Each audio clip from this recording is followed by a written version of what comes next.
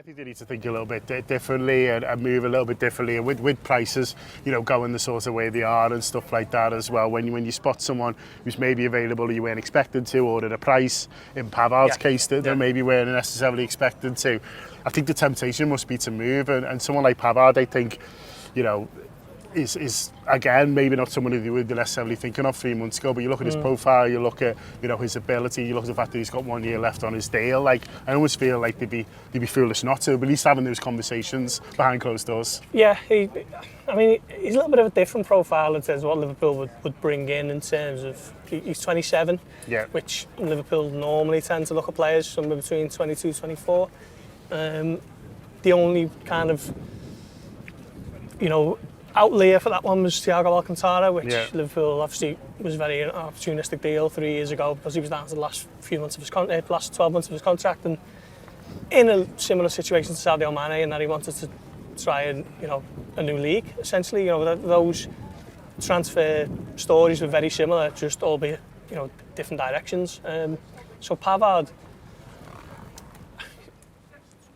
it's not necessarily one that would tick a lot of boxes that Liverpool have tended to in recent years, but there's that element that we've just spoken of, that perhaps sometimes there is a need to pivot and to change your stance, and maybe it's a little bit more flexible than it has been certainly in the last 5 years or so, when Liverpool have more often than not nailed who they want as their first choice and gone for them. But Calvin Ramsey's just got a loan today, hasn't he? That's interesting, so. Yeah, Ryan Lowe, Scouser, he's worked with a couple of Liverpool players on loan as well. You know, it's not far to go. Obviously, there was Van der Berg, who does very well at Preston, and so there's a good pedigree for players doing there and certainly developing. And it feels to me like, I know they've talked in the past about they judge each player on the merit, doesn't he? So there isn't like a one-size-fits-all for players. I wonder whether they've looked at him and think, listen, this lad's lost a year. Effectively, we need to get him playing, and if they can get him playing at Preston, then great. Yeah, it's a strange one for Ramsey, because I think there's an acceptance that he's too good to be playing 23s youth levels, but also he's not going to be playing right back every week for the first team. And he went out to the Cups pretty early, didn't he? I seem to remember him playing quite well against Derby in that Cup game. But other than that, there wasn't too many chances to get him in the team, was there? Struggled with injuries a lot. So this is a move that makes a lot of sense for all parties, really. Liverpool got a good relationship with Preston, obviously looking to perhaps use Deepdale as a home friendly in the summer months.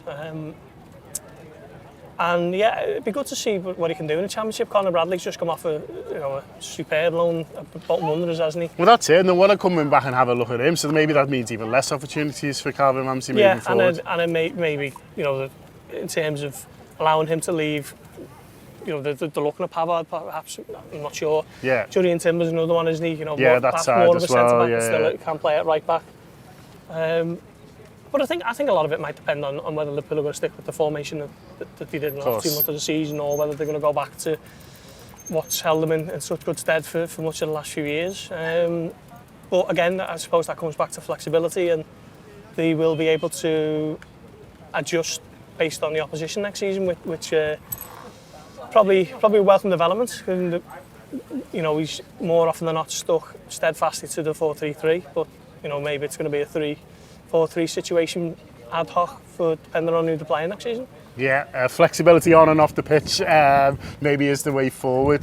I want to talk as well about a couple of the others that we mentioned last week, but to see if you feel like they're any further on. We talked about Thuram, we talked about Kone, we talked about Vega. It feels to me like Thuram is the one that has the most legs, or certainly has the most column inches at the moment, anyway. Yeah, probably, yeah. Not too sure on whether there's been much in the way of developments, to be honest, since we last spoke last week. But yeah, I think it's fair to say that Liverpool are looking at all three. You know, they wouldn't really be doing the job if they weren't, I guess.